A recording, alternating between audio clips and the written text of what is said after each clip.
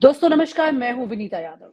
Lawrence Bishnoi ने जिस तरह से बाबा सिद्दीकी के हत्या की जिम्मेदारी ली है, उसके बाद से ये दो नाम लगातार चर्चाओं में चल रहे हैं। एक तरफ लॉरेंस बिश्नोई और दूसरी तरफ सलमान खान। सलमान खान से जुड़ा जो भी व्यक्ति होगा, लॉरेंस बिश्नोई उसे खत्म कर देगा। ऐसा लॉरेंस बिश्नोई ने अपने पोस्ट में किसी ने इसकी जिम्मेदारी लेते हुए कह दिया। वहीं पर एनआईए की रिपोर्ट आती है इसी दौरान कि लॉरेंस बिश्नोई के पास 700 शूटर है। और ये 700 शूटर हैं कौन? सोचा है आपने? जिस तरह से अतीक अहमद की हत्या में युवा लड़के मौत के घाट उतारने के बाद अतीक अहमद को पकड़े गए थे और उनके घर के कुछ सोशल मीडिया पर वीडियो आए, मीडिया ने कुछ इंटरव्यूज किए, वो देखकर आपको अंदाजा लगा होगा कि वो किस परिवार के और किस तरह से हैं। इसी तरह से बाबा सिद्दीकी की हत्या के बाद भी ऐसे ही 3 युवा लड़के जो हैं मतलब पकड़े जाते हैं, जिसमें से एक भाग जाता है और इनको 50-50 हजार रुपए मिलते हैं, जिससे कि वो इस घटना को अंजाम दे सके। और 3 लड़के बाबा सिद्दीकी की हत्या के स्पॉट पर जब मिलते हैं, उन्हें दबोच लिया जाता है पुलिस द्वारा। उसमें से 2 लड़के जो हैं वो पकड़े जाते हैं, एक भाग जाता है। ये लड़के भी बिल्कुल युवा हैं। ये इतने युवा लड़के हैं जो कि इस देश में लगातार सवाल इस बात पर उठ रहे हैं कि कैसे युवा जो है बेरोजगारी, महंगाई की मार को इस कदर झेल रहे हैं कि वो आगे कुछ भी कर सकते हैं। वो हाथ में रिवॉल्वर लेकर कहीं भी किसी को कम पैसों के लिए मारने निकल सकते हैं। ऐसे ही लोगों को लॉरेंस बिश्नोई ने अब शूटर बना दिया है। हाईटेक हथियार उनके पास हैं। अतीक अहमद की भी हत्याकांड में जब अगर आप देखें तो हाईटेक हथियार उन लड़कों के पास थे। बाबा सिद्दीकी की हत्या में भी ये जो लड़के हैं, इनके पास ऐसे हथियार मिले जो कि बुलेट प्रूफ गाड़ी के शीशे को भी तोड़ गए। आप जरा सोचिए कि सस्ते शूटर, महंगे हथियार, ये किसकी मोडस ऑपरेंडी है? कौन कर रहा है ये सब? इस देश में कई जगह पर हिंसा नहीं हो रही है बीजेपी के राज में, ये कहकर चुनाव में वोट बटोरे तो जाते हैं, लेकिन सच्चाई हिंसा काफी ज्यादा बढ़ गई है। ये तस्वीर लगातार सामने आ रही है और हिंसा में युवा लड़कों के पास हथियार दिखाई दे रहे हैं। एक तरफ इसमें आपने इनको हथियार थमा दिए, दूसरी तरफ कुछ पैसे दिए और वो पैसे देकर उनसे ऐसे लोगों को मौत के घाट उतारने का काम दिया, जिसके बारे में ये युवा लड़के अपनी इस उम्र में समझ भी ना पाए कि आखिरकार वो कर क्या रहे हैं। बड़ा सवाल यहाँ पर ये उठ रहा है कि लॉरेंस बिश्नोई, जिसको लेकर एक नई रिपोर्ट आती है, कई टीवी चैनल्स ने इस रिपोर्ट को साझा किया है और ये जानकारी देकर बताया है कि लॉरेंस बिश्नोई जब कोई बड़ा मर्डर करता है या उसकी फिरौती लेता है या किसी को मौत के घाट उतारने के लिए अपने शूटर्स को भेजता है, तो उससे 9 दिन पहले 9 दिन तक वो खाना नहीं खाता, 9 दिन तक वो मौन व्रत करता है और उसके बाद एक बड़ी घटना को अंजाम दिया जाता है। अब सवाल ये उठता है कि जब ये सारी जानकारी है इंटेलिजेंस के पास, तो 9 दिन पहले आप ही की जेल में बंद इस व्यक्ति से किसी ने ये जानकारी क्यों नहीं जुटाई कि अब कौन सी घटना होने वाली है? और जेल में बंद उस व्यक्ति के पास, लॉरेंस बिश्नोई के पास, 32 साल के इस युवा लड़के के पास फोन होते हैं, सबसे चर्चा हो रही है, बात हो रही है। आखिरकार कौन इस लड़के को इतनी शय दिए हुए है? बिना सरकार के ये सब कुछ मुमकिन नहीं है। बिना सरकार के मदद के, अधिकारियों की मदद के, ये हो ही नहीं सकता है। एक टीवी चैनल पर लॉरेंस बिश्नोई दिखाई दिया था, वीडियो कॉल पर टीवी चैनल को इंटरव्यू देते हुए दिखाई दिया था। कितना हास्यास्पद है ये स्थिति, कितनी खतरनाक है ये स्थिति। और उसके बाद इंटेलिजेंस ने उस चैनल को अपने राडार में ले लिया। बड़ा सवाल ये है कि जब खुल करके ये बखिया उधेड़ी जा रही है इस युवा लड़के की, कि वो कैसे जेल में बैठकर वीडियो कॉल कर रहा है, सबके साथ टच में है, किस किस को मारने की खुलकर धमकी दे रहा है, और इस दिमाग से डिसबैलेंस ही कहा जाएगा इस लड़के को, ये सरकार, ये अधिकारी, ये प्रशासन कंट्रोल नहीं कर पाता है। आखिरकार सब कुछ लॉरेंस बिश्नोई ही है या फिर इसकी जगह कोई और है? ये सोचने की जरा कोशिश कीजिएगा। ये समझने की कोशिश कीजिए, क्योंकि अब बाबा सिद्दीकी की हत्या के बाद विपक्ष ने लगातार ये सवाल उठाने शुरू कर दिए हैं और ये कहना शुरू कर दिया है कि लॉरेंस बिश्नोई ही सब कुछ है या उसके पीछे कुछ है। क्योंकि इस वक्त जो कुछ भी ये हत्याएं हो रही हैं, जिस तरह से दाऊद की रिप्लेसमेंट बनाने की कोशिश लॉरेंस बिश्नोई के द्वारा की जा रही है, तो दाऊद भी दाऊद यूं ही नहीं बना था जब तक उसे सत्ता की मदद नहीं मिली थी। और लॉरेंस बिश्नोई यूं ही नहीं बन रहा है क्योंकि सत्ता की मदद उसे पूरी मिल रही है। आइए पहले मैं आपको बताती हूं कि लॉरेंस बिश्नोई आखिरकार, जो लोग नहीं जानते हैं कि वो है क्या, वो है कौन। लॉरेंस बिश्नोई का जन्म 12 फरवरी 1992 को पंजाबपुर के फिरोजपुर जिले के धतरण वाला गांव में हुआ था। बिश्नोई समुदाय से ताल्लुक रखता है ये लॉरेंस बिश्नोई। इसका परिवार खेती करता रहा है। बचपन से वो पढ़ाई में ठीक ठाक था। युवावस्था में गलत संगत में पड़ गया। कॉलेज में दाखिला लेने के बाद उसकी मुलाकात कुछ क्रिमिनल माइंडसेट के लोगों से मिली हुई और वहां से उसका जीवन बदलना शुरू हो गया। लॉरेंस ने चंडीगढ़ के डीएवी कॉलेज से पढ़ाई की थी, जहां से वो धीरे धीरे अपराध की दुनिया में कदम रखता चला गया।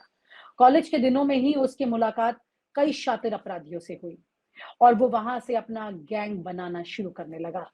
उसका पहला मकसद था अपने इलाके में दबदबा बनाना और जल्द ही उसने गैंगस्टर का रास्ता पकड़ लिया। लॉरेंस बिश्नोई का नाम धीरे धीरे चंडीगढ़, पंजाब और राजस्थान की क्राइम की दुनिया में फैलने लगा। 2010 से ये सब कुछ हो रहा था। उसने अपने गैंग की शुरुआत पंजाब और हरियाणा में छोटे मोटे अपराधों से की, लेकिन जल्द ही उसने एक बड़ा रूप लेना शुरू कर दिया। धीरे धीरे वो एक्सटॉर्शन, मर्डर और हथियार तस्करी में शामिल हो गया। लॉरेंस का नाम सबसे पहले चर्चाओं में तब आया जब उसने बॉलीवुड अभिनेता सलमान खान को जान से मारने की धमकी दी। उसने सलमान खान को 1998 के काले हिरण शिकार मामले के लिए जिम्मेदार ठहराते हुए उन्हें मारने की घोषणा कर दी। इस धमकी के बाद से लॉरेंस का नाम देश भर में चर्चा का विषय बन गया। सिद्धू मूसेवाला मर्डर केस और अपराधी नेटवर्क का विस्तार किस तरह से हुआ लॉरेंस बिश्नोई का, ये देखिए। लॉरेंस बिश्नोई का नाम सबसे अधिक तब सामने आया जब मशहूर पंजाबी गायक सिद्धू मूसेवाला की हत्या में उसका हाथ आया। इस हत्याकांड ने पूरे देश को हिलाकर रख दिया। सिद्धू मूसेवाला की हत्या के बाद लॉरेंस के नेटवर्क और आपराधिक गतिविधियों का विस्तार और गहराई सामने आने लगी। इस हत्या में शामिल मुख्य शूटरों को लॉरेंस का करीबी बताया गया था। अब एनआईए की रिपोर्ट ये कहती है कि लॉरेंस बिश्नोई के गैंग में आज करीब 700 शूटर काम कर रहे हैं, जबकि वो कितने दिनों से जेल में हैं। उसके बाद भी ये कैसे विस्तार हो रहा है गैंग का, जरा ये सोचिएगा। ये शूटर देश के विभिन्न विभिन्न हिस्सों में फैल चुके हैं और इनके जरिए लॉरेंस कई बड़े अपराधों को अंजाम दे रहा है। लॉरेंस का नेटवर्क सिर्फ भारत तक सीमित नहीं है, बल्कि उसके संबंध पाकिस्तान, कनाडा और दुबई में भी फैले हुए हैं। वीडियो कॉल पर जमकर पाकिस्तान तक से बात करता है लॉरेंस बिश्नोई। जेल में है और उसके बाद भी कैसे अपने गैंग को चला रहा है। लॉरेंस बिश्नोई 2020 में गिरफ्तार किया गया था और तब से ही वो लगातार जेल में है। लेकिन जेल में रहते हुए भी उसने अपने गैंग को बेहतरीन तरीके से चलाने का काम किया है। सोचिए जरा, ये सवाल लगातार उठता रहा है कि आखिर लॉरेंस जेल में रहते हुए भी कैसे इतने बड़े आपराधिक नेटवर्क को चला रहा है। सूत्रों की माने तो लॉरेंस के पास जेल में मोबाइल फोन पहुंचता है और वो अपने गैंग को निर्देश देता है। और ये तस्वीर खुलकर सामने भी आ चुकी है जेल से, क्योंकि कम उम्र है, ये गलती वो एक बार कर बैठा। जेल से वीडियो कॉल टीवी चैनल को कर दिया, न्यूज चैनल में बात कर ली, क्योंकि लॉरेंस को फेमस होने का बहुत शौक है। इसलिए कभी महेश भट्ट, कभी सलमान खान, ऐसे लोगों को वो मौत की धमकी देता है। उसके अलावा बाबा सिद्दीकी, सिद्धू मूसेवाला, ऐसे बड़े हाई प्रोफाइल लोगों की वो फिरौती लेता है, या वो खुद उन्हें मारकर किस तरह से पॉपुलैरिटी लेना चाहता है। या फिर इससे बड़ी बात यह है कि कैसे कौन पॉलिटिकल पार्टी इसको ये शय दे रही है और उस लॉरेंस बिश्नोई के किए गए कुकर्मों के पीछे छुपकर अपने कुछ कर्म कर रही है। ये भी सोचने की बात है। साबरमती जेल में बंद लॉरेंस के पास विशेष सुविधा है। उसे अंडा सेल में रखा गया है, जहां किसी और कैदी को उसके पास नहीं रखा जाता। इसके बावजूद जेल में रहते हुए उसके पास सोशल मीडिया पर वीडियो कॉल के जरिए पाकिस्तान के गैंगस्टर से बातचीत की है उसने। सोशल मीडिया पर वायरल हो चुकी है ये बात। बाबा सिद्दीकी की हत्या और अन्य सेलिब्रिटीज को कैसे वो धमकियां देता है। जैसा मैंने बताया कि लॉरेंस बिश्नोई का नाम सिर्फ सिद्धू मूसेवाला की हत्या नहीं, बल्कि कई बार कई और हत्याओं में आ चुका है। हाल ही में अभी बाबा सिद्दीकी की हत्या ने एक बार फिर से लॉरेंस और उसके गैंग की खतरनाक सच्चाई को उजागर कर दिया है। बाबा सिद्दीकी मुंबई के एक प्रमुख नेता थे। उनकी हत्या ने महाराष्ट्र के राजनीतिक गलियारों में सनसनी फैला दी। जब महाराष्ट्र में चुनाव होने जा रहा है, आने वाले 1-2 दिनों में कभी भी किसी भी वक्त चुनाव की तारीखों का ऐलान हो जाएगा और उस दौरान में पता चलता है कि चुनाव की तारीखों के ऐलान से पहले ही बाबा सिद्दीकी की हत्या कर दी गई है। इसके पीछे सिर्फ लॉरेंस बिश्नोई है या कुछ और? फिर कह रही हूं, सोचिएगा इस बारे में। बताया जा रहा है कि लॉरेंस बिश्नोई ने इसकी जिम्मेदारी ले ली है। जिम्मेदारी लेने वाले अंतरराष्ट्रीय स्तर के गैंग और देश स्तर के गैंग कोई भी कितनी काम करते हैं, इनके पीछे की क्या अंडरस्टैंडिंग होती है, इसको बताने की आपको जरूरत नहीं, क्योंकि जिम्मेदारी लेना और हत्या को अंजाम देना, इन दोनों में बहुत फर्क है। किसी ने कहा कि मैंने ये किया है और ये मान ले कि उसने ये किया है, कानून इतनी आसानी से तैयार नहीं होता है।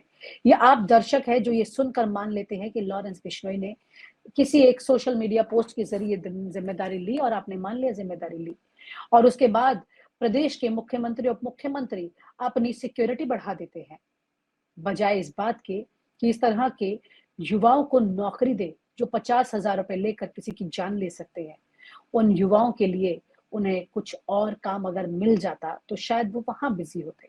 इसके साथ ही सलमान खान जैसे बॉलीवुड सितारों को लॉरेंस के गैंग से लगातार धमकियां मिलती रही हैं। सलमान खान के घर की सुरक्षा बढ़ा दी गई है क्योंकि लॉरेंस के गैंग ने उन्हें जान से मारने की बात कई बार कर दी है।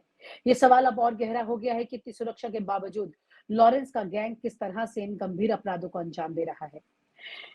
लॉरेंस बिश्नोई के गैंग का संचालन जेल से होता है, लेकिन इसके पीछे कई बड़े हाथ होने की संभावना जताई जाती है। सवाल ये है कि आखिर कौन लोग उसे जेल में मोबाइल फोन और अन्य सुविधाएं उपलब्ध कराते हैं, क्योंकि देश की जांच एजेंसियां उसे रोकने में नाकाम हो रही हैं। सूत्रों के मुताबिक लॉरेंस बिश्नोई का नेटवर्क सिर्फ क्रिमिनल्स तक ही सीमित नहीं है, बल्कि उसे राजनीतिक और पुलिस विभाग के कुछ भ्रष्ट अधिकारियों का भी समर्थन प्राप्त हो सकता है। यही वजह है कि वो जेल में रहते हुए भी आराम से अपने गैंग को चला रहा है और नए नए अपराधों को अंजाम दे रहा है।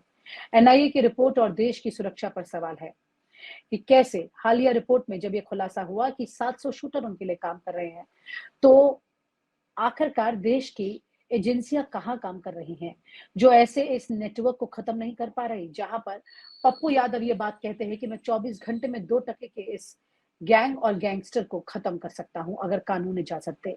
तो फिर ये अपने आप में एक बड़ा सवाल है कि एजेंसियां ये काम क्यों नहीं कर पा रही हैं। ये सवाल तब उठता है कि आखिर देश की जांच एजेंसियां और सुरक्षा विभाग लॉरेंस के इस नेटवर्क को खत्म करने में विफल हो रहे हैं या फिर सब कुछ देखकर खामोश हैं। आखिर कब तक लॉरेंस बिश्नोई जैसे गैंगस्टर जेल में बैठकर देश में आतंक को फैलाते रहेंगे? और आप हमसे जुड़े रहने के लिए सब्सक्राइब करें YouTube पर, फॉलो करें Twitter पर और लाइक करें Facebook पर। और ज्यादा जानकारी के लिए आपको टाइप करना होगा सिर्फ न्यूज नशा।